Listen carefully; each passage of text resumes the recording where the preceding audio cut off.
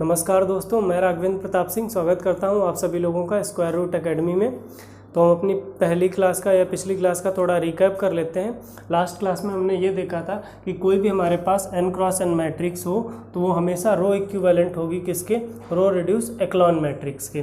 ठीक है, row reduce एक्लॉन matrix, जहाँ पर रो इक्विवेलेंट क्या था कि कोई भी मैट्रिक्स किसी दूसरी मैट्रिक्स के रो इक्विवेलेंट हम तब बोलते हैं जब एक मैट्रिक्स पर हम finite number of elementary operations लगाएं तो जो रिजल्टेंट मैट्रिक्स मिलेगी उसको आप पहली वाली मैट्रिक्स का रो इक्विवेलेंट मैट्रिक्स बोल सकते हैं या वाइस वर्सा, क्योंकि रो इक्विवेलेंट जो था हमने दिखाया भी था ये इक्विवेलेंस रिलेशन है।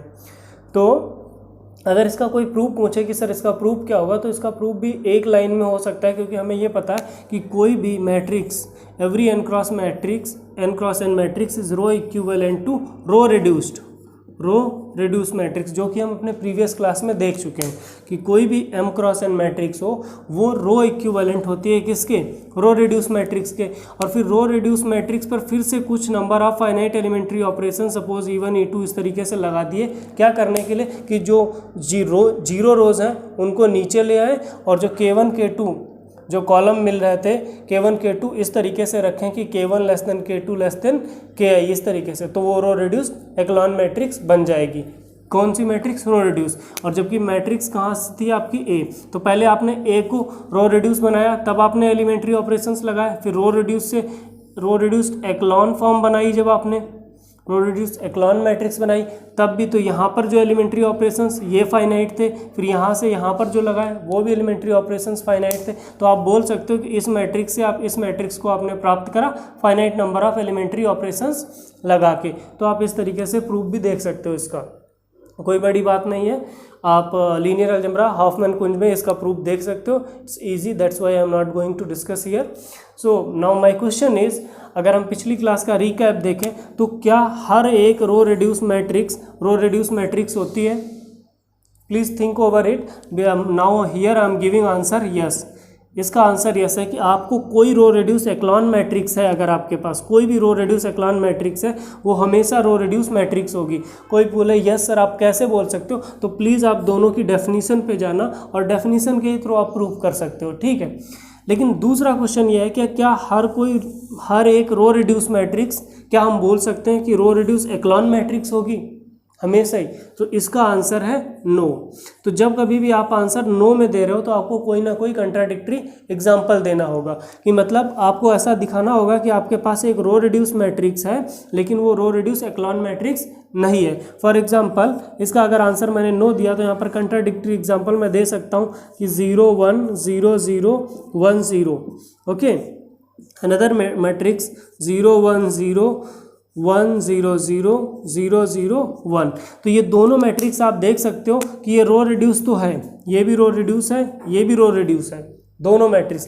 क्या ये रो रिड्यूस एक्लॉन मैट्रिक्स है? नहीं है। तो पहली मैट्रिक्स अगर रो रिड्यूस एक्लॉन मैट्रिक्स नहीं है तो इसके दो रीज़न है। पहले नंबर में आपको रो रिड्यूस एक्लॉन मैट्रिक्स की डेफिनेशन पता होनी चाहिए, तभी आप रीज़न समझ पाओगे। सो प्लीज़ आप प्रीवियस वीडियो को देखें, तब जाके आपको यहाँ पर समझ में आएगा, ठीक है। अगर आपको आता है तो कोई दिक्कत नहीं है।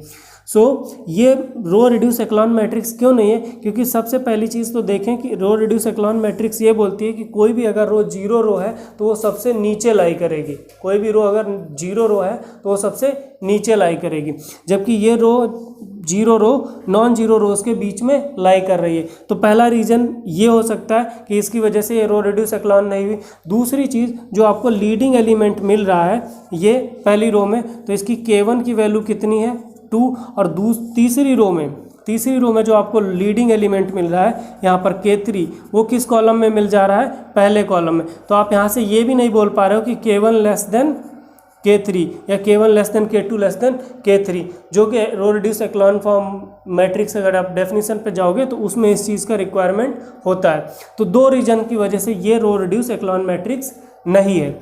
इसी तरीके इसमें देखें तो ये, इसके लिए अगर मैं रीज़न देना चाहूँ तो जीरो रोज़ वाला, तो क्योंकि इसमें जीरो रोज़ है ही नहीं तो कोई दिक्कत नहीं है, लेकिन फिर भी ये रो रिड्यूस एक्लॉन मैट्रिक्स नहीं है। क्यों? क्योंकि यहाँ पर देखो, अगर पहली रो में आओगे आप तो इसके करस्पॉन्डिंग आपको K1 जो मिलेगा 2, इस वाले पिवट के करस्पॉन्डिंग जो K2 मिलेगा आपको वो 1, और जो K3 मिलेगा आपको K3 जो मिलेगा आपको 3। तो यहाँ पर ये कंडीशन नहीं सेटिस्फाई होगी, K1 is less then K2 is less then K3, ये चीज़ फेल हो जा रही है क्योंकि 2 कभी 1 से छोटा नहीं होगा, जबकि रिक्वायरमेंट ऐसी है कि ये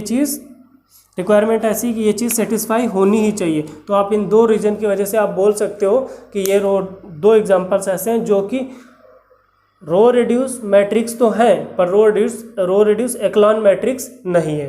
ठीक है, तो ये तो हमारा रिकैप हो गया पिछली क्लास का। अब हम अपनी क्लास आज से यहाँ से स्टार्ट करते हैं। तो चलिए स्टार्ट करते हैं, इसमें देखते हैं। यहाँ पर मैंने एक क्वेश्चन लिया है। क्या क्वेश्चन है ये कि कोई एक मैट्रिक्स दे रखी है मैंने 3x5 ऑर्डर की। ठीक है, उसके बाद जो कि ऑलरेडी मैं मान के चल रहा हूँ कि जो कि ऑलरेडी कैसी है, रो रिड्यूस एक्लॉन फॉर्म में है। आप वेरीफाई कर सकते हो डेफिनेशन से, ये मैट्रिक्स जो है रो रिड्यूस एक्लॉन फॉर्म में है ऑलरेडी ये मैट्रिक्स।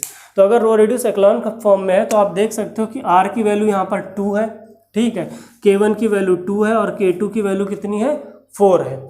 K1 की वैल्यू 2 और K2 की वैल्यू 4 है। और टू नॉन ट्रिवियल इक्वेशंस कौन कौन सी, जो नॉन जीरो रोज हैं उनके करस्पॉन्डिंग जो इक्वेशंस मिलेंगी वो नॉन ट्रिवियल बोली जाएंगी, और जो जीरो रो के करस्पॉन्डिंग इक्वेशन मिलेगी वो ट्रिवियल इक्वेशन हो जाएगी, 0 इज इक्वल टू 0। सो दो non trivial equation in the system are x is equal to 5, where x क्या है, R5 या फिर C5, जो भी फील्ड आप जिस फील्ड पर आप काम कर रहे हो वहाँ से वेक्टर है। ठीक है, तो इस तरीके से आप देख सकते हो कि इस पहली रो के करस्पॉन्डिंग आपको ये इक्वेशन मिलेगी, दूसरी रो के करस्पॉन्डिंग आपको ये इक्वेशन मिलेगी। ठीक है, तो इस इक्वेशन को आप ऐसे भी लिख सकते हो कि x2 is equal to 3 times x3 minus 1/2 times x5 and x4 is equal to -2 times x5, ये चीज़। लेकिन उसके बाद अब आप देखो हमें वैल्यू किसकी चाहिए, x1 x2 x3 x4 x5, लेकिन आपको इक्वेशंस कितनी है, 2 इक्वेशंस है। अननोन्स कितने हैं, 5 अननोन है। तो यहाँ पर हम ऐसा कर सकते हैं कि कुछ अननोन्स को कौन कौन से अननोन को, कि आप देखो यहाँ से कि x4 किसके टर्म्स में है, x5 के। तो अगर x5 की कुछ भी वैल्यू असाइन कर लें तो x4 की वैल्यू मिल जाएगी। इसी तरीके से x3 और x5 की वैल्यू कुछ भी असाइन कर लें तो हमें x2 की वैल्यू मिल जाएगी। तो यानी कि ओवरऑल अगर हम असाइन करते हैं कि इफ़ वी में assign any values to x1 x3 x5 से x1 is equal to A, x2 is equal to x3 is equal to B and x5 is equal to C. Then if you will back substitute in this equation, in these two equations, you will get solution in this form, and every solution for this system will be in this form. अब यहाँ पर एक बात आती है कि जो आपने वैल्यू असाइन करी है तो कितने वेरिएबल्स की वैल्यू आप असाइन कर सकते हो, उन वेरिएबल्स को बोलते हैं हम फ्री वेरिएबल। फ्री वेरिएबल का मतलब है उनकी वैल्यू आप फील्ड से अपनी तरफ से कुछ भी ले सकते हो, जीरो भी असाइन कर सकते हो, नॉन जीरो नंबर भी असाइन कर सकते हो, इसलिए उनको बोलते हैं हम free variable. So number of free variables अगर देखा जाए तो ऐसे निकल सकते हैं, नंबर ऑफ जो फ्री वेरिएबल्स होंगे सभी को पता होगा कि n माइनस आर, जहाँ पर n क्या था, नंबर ऑफ कॉलम्स और number of unknowns which is nothing but 5, और r is the number of non zero rose. So 5 minus 2 is 3। तो आप देखो कि हमने भी यहाँ पर 3 ही वेरिएबल्स को असाइन किया है। ठीक है, आप किन्हीं भी 3 वेरिएबल को वैल्यू असाइन कर सकते थे, लेकिन हम अपनी सहूलियत, अपनी हेल्प, बेनिफिट के अकॉर्डिंग क्या करेंगे, वैल्यू असाइन करेंगे। क्यों? क्योंकि अगर हम देख सकते हैं कि x5 की वैल्यू असाइन करें तो x4 की मिल जाएगी, x3 की असाइन करें, x5 की ऑलरेडी असाइन कर चुके हैं तो x2 की भी वैल्यू मिल जाएगी। तो यहाँ से आप देख सकते हो कि इस तरीके से सोल्यूशन आपको मिल गया, और कोई भी सोल्यूशन होगा इस सिस्टम का वो इसी फॉर्म का होगा। और ये सोल्यूशन आप देख सकते हो कि जब A-B-C जीरो होंगे तब ये जीरो सोल्यूशन भी होगा, और जब A-B-C में से कोई एक नॉन जीरो हो गया, सपोज कोई एक नॉन जीरो हो गया, उस टाइम पर सपोज C नॉन जीरो हो गया तो उस टाइम पर देखोगे आप कि नॉन जीरो सोल्यूशन भी मिल रहा है। तो यानी कि ये जो सोल्यूशन है ये ट्रिवियल सोल्यूशन फिर नहीं रहा, ये कैसा सोल्यूशन है, non trivial. Non trivial solution का मतलब होता है कि जीरो सोल्यूशन के अलावा, other than zero solutions, if solutions are exist then we call that solution non trivial solution. तो आपको नॉन ट्रिवियल सोल्यूशन मिल रहा है। तो यहाँ तक तो बात कोई दिक्कत नहीं थी, यहाँ तक हमने बच्चा क्लास में खूब अच्छा से पढ़ा है। लेकिन अगर इस पूरे क्वेश्चन का ऑब्जर्वेशन करा जाए तो एक चीज़ हम यहाँ से देख सकते हैं कि जब जो number of non zero rows are थी वो अगर लेस देन है एन क्या था हमारा 5 और आर क्या था हमारा 2, तो 2 लेस देन है किससे 5। तो आप ये देख सकते हो कि जब जब number of non zero rows जो आर है लेस देन है नंबर ऑफ कॉलम्स और number of variables, that time only we are going to get the non trivial solution.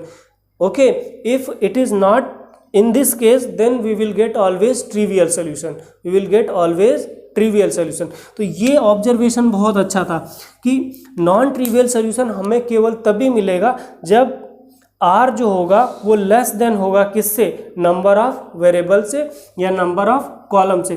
तो इस ऑब्जर्वेशन को देखते हुए एक बहुत अच्छा रिजल्ट है जो मैं आपके साथ शेयर करना चाहता हूँ। वो रिजल्ट इस तरीके से, इस ऑब्जर्वेशन को देखते हुए या थ्योरम भी बोल सकते हो कि इफ ए कोई हमारे पास suppose A I J is equal to M cross N matrix है, ठीक है, ओवर फील्ड कोई है एफ, एंड एक चीज़ और दे रखी है कि m is less than n, m is less than n, then m is less than n, then A x is equal to 0, A x is equal to 0, this homogeneous system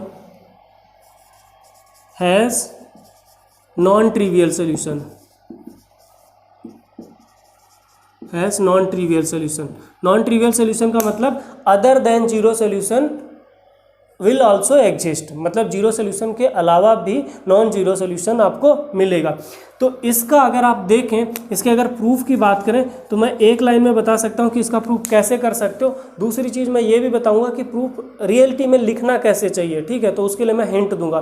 तो अगर एक line की बात करनी है तो आप इस ऑब्जर्वेशन को देखो, तो यहाँ से क्या बोल रहा है कि m जो है रोज है, ठीक है, तो मैक्सिमम नॉन जीरो रोज कितनी हो सकती हैं, r, मैक्सिमम जो नॉन जीरो रोज कितनी हो सकती हैं r, और r हो सपोज वो r क्या डिनोट कर रहा है, number of non zero rose, so maximum number of non zero रोज कितनी हो सकती हैं m, r की वैल्यू मैक्सिमम कितनी हो सकती है m, क्योंकि इस मैट्रिक्स के अंदर कितनी रोज हैं, m रोज हैं, और m किससे लेस देन है, n से, तो r क्या हो गया, लेस देन n, इसका मतलब पक्का इसका सोल्यूशन क्या होने जा रहा है, नॉन ट्रिवियल सोल्यूशन इस ऑब्जर्वेशन के थ्रू।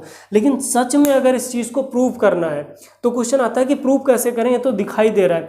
तो प्रूव करने का तरीका मैं प्रूफ नहीं करने जा रहा हूँ, यहाँ पर आपको हिंट दे रहा हूँ कि कैसे प्रूव करना है, ठीक है। तो आप प्रूव कैसे करोगे, प्रॉपर लॉजिक के थ्रू, कि अगर आपके पास कोई ए मैट्रिक्स है, ठीक है, तो ए के करस्पॉन्डिंग आप रो रेड्यूस एक्लॉन मैट्रिक्स पक्का निकाल सकते हो। सपोज वो मैट्रिक्स क्या है, आर मिल गई, ठीक है। अब आप एक चीज़ देखो कि अगर ये मैट्रिक्स जो आर मिली ये ए के रो इक्विवेलेंट है, इसका मतलब A x is equal to 0 and R x is equal to 0 will have same solution, will have same solution. ये क्या करेंगे, सेम सोल्यूशन रखेंगे, तो जो आर एक्स का सोल्यूशन होगा वही ए एक्स का सोल्यूशन होगा। तो अब आर एक्स क्या है, रो रिड्यूस्ड एक्लॉन मैट्रिक्स। अब इस रो रिड्यूस्ड एक्लॉन मैट्रिक्स में आप आर जो है कोई वैल्यू असाइन करना कि सपोज यहाँ पर are number of non zero rows exist कर रही हैं, ठीक है। तब फिर आप उसके करस्पॉन्डिंग जाना कि जो इसका सोल्यूशन है, जो कि आप प्रूव कर पाओगे कि नॉन ट्रिवियल है, तो फिर इसका सोल्यूशन भी क्या हो जाएगा, नॉन ट्रिवियल हो जाएगा। I am giving hint, I am not giving proper proof, okay. So in that way you can prove it. अब इस ऑब्जर्वेशन को देखते हुए एक और ऑब्जर्वेशन है वो भी देख लेते हैं। वो क्या करता है कि थ्योरम ही है वो भी, या रिजल्ट बोल सकते हो आप। उसमें क्या बोल रहा है कि अगर आपके पास कोई भी मैट्रिक्स है, ठीक है, n क्रॉस n, यहाँ पर तो हम जनरल मैट्रिक्स बोल रहे थे कि m क्रॉस n ऑर्डर की, इसको भी आप थ्योरम बोल सकते हो, ठीक है। Suppose if a is equal to a I j, n cross n की मैट्रिक्स है, ठीक है, okay, and a is row equivalent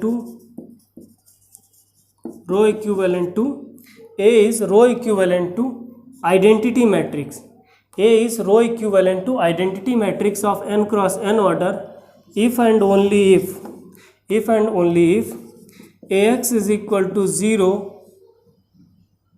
has trivial solution का मतलब जीरो सोल्यूशन, ठीक है। तो आप इसके भी प्रूफ के बारे में एक बार सोचना, या मैं ट्राई करता हूँ यहाँ पर देने का। बहुत ही ईजी है, कोई बहुत बड़ी बात नहीं है। आपको करना क्या है कि ये पहले नंबर में तो थ्योरम में रिजल्ट बता देता हूँ कि आपके पास एक कोई n क्रॉस n मैट्रिक्स है। फिर क्या बता रहा है कि उस जो मैट्रिक्स है वो मैट्रिक्स अगर रो इक्विवेलेंट आइडेंटिटी मैट्रिक्स के होगी n क्रॉस n ऑर्डर के, तो वो केवल और केवल तभी होगा जब Ax इज इक्वल टू जो जीरो होमोजीनियस सिस्टम है हैज़ ओनली ट्रिवियल सोल्यूशन। तो कैसे प्रूव करेंगे? प्रूव करने का तरीका क्या है? पहले आप ऐसे मान लोगे कि A is row equivalent to identity matrix, ठीक है। Then you have to prove that Ax is equal to zero has trivial solution. Now converse part, because if and only if, the converse part you have to assume that Ax is equal to 0 has trivial solution. Then again you have to show that A is row equivalent to identity matrix. So please think over it how you will prove it. और थोड़ा सा और hint मैं दे रहा हूँ कि आप A के करस्पॉन्डिंग रो रिड्यूस एक्लॉन मैट्रिक्स मानना कि कोई R है, फिर Ax इज इक्वल टू 0 और Rx इज इक्वल टू 0 जो सिस्टम होंगे will have same solution. So in that way you try to prove. If you didn't get, I will explain in my next video. Please tell me in comment section. Now the final conclusion up to this is the lecture 7.0. तो मैं पहले lecture से लेकर 7th lecture तक का final conclusion एक बार देना चाह रहा हूँ कि हमने अभी तक क्या क्या पढ़ लिया. तो हमने सबसे पहले जो चीज़ पढ़ी थी वो पढ़ी थी इक्विवेलेंट सिस्टम. ओके. फिर दूसरे नंबर पे हमने पढ़ा कि रो इक्विवेलेंट मैट्रिक्स. ओके, रो इक्विवेलेंट मैट्रिसेस. तीसरे नंबर पे हमने पढ़ा कि रो रेड्यूस मैट्रिक्स. फिर फोर्थ पॉइंट हमने जो पढ़ा है रो रेड्यूस एक्लॉन मैट्रिक्स. ठीक है. आई होप अगर आपने सारे वीडियोस देखें तो ये 4 चीज़ें हम पढ़ चुके हैं. अब मैं यहाँ पर ये बताना चाह रहा हूँ कि ये जो चारों चीज़ें हैं, ये 4 डेफिनीशंस जो हैं, इनका अपना अलग अलग मीनिंग है. लेकिन इन पूरे जो 7 लेक्चर्स हमने अभी तक देखे, उन 7 लेक्चर्स में हमने ये चीज़ पूरी देखी है कि कौन किससे किस तरीके से रिलेटेड है. ठीक है. ये सारी चीज़ें एक ही बात नहीं बोलती हैं. इसका अपना अलग मीनिंग है, इसका अपना अलग मीनिंग है. रो रिड्यूस अपना अलग डेफिनेशन है, रो रिड्यूस्ड एक्लॉन मैट्रिक्स जो है वो अलग डेफिनेशन है. लेकिन इन 7 जो लेक्चर्स हैं 1 to 7 लेक्चर्स, इन 7 लेक्चर्स में हमने ये देखा कि कब हम किसी दूसरी डेफिनेशन पर कैसे जा सकते हैं और फिर कैसे हम एक सोल्यूशन सिस्टम से दूसरे सोल्यूशन के सिस्टम के बारे में बता सकते हैं. मतलब एक सिस्टम का सोल्यूशन हमें पता हो गया तो दूसरे सिस्टम के सोल्यूशन के बारे में हम कैसे बात कर सकते हैं. सो आई होप ये अगर आपने नहीं देखे हैं सभी वीडियोस तो एक बार देखें. और नेक्स्ट वीडियो से, अभी तक तो होमोजीनियस सिस्टम की बात हो रही थी, अगले वीडियो से हम अपने नॉन होमोजीनियस सिस्टम पर बात करेंगे. और नॉन होमोजीनियस सिस्टम पर बात करने के बाद फिर फाइनल कंक्लूजन दूंगा. उसके बाद फिर matrix multiplication and then I think I will come to vector space. Okay, so thank you so much. If you like this video then please like it and subscribe it and share to your all friends. So thank you so much.